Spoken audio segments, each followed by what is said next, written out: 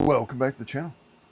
Ever had one of those old Nintendo 64 cartridges that you either broke or it just got yellow over the years?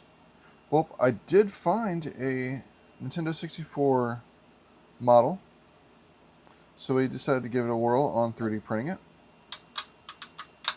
Let's see if we can get these supports off real fast.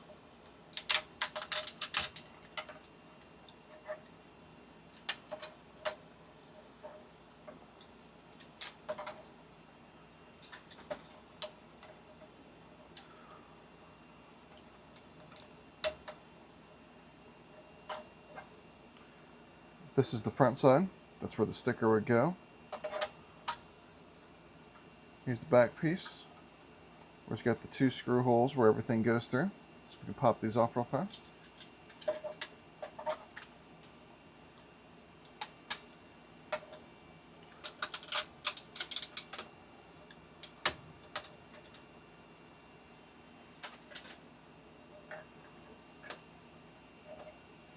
Do a little quick test fit.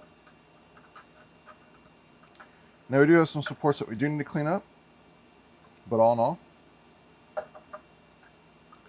that's the size of a Nintendo 64 cartridge, so we have a new shell.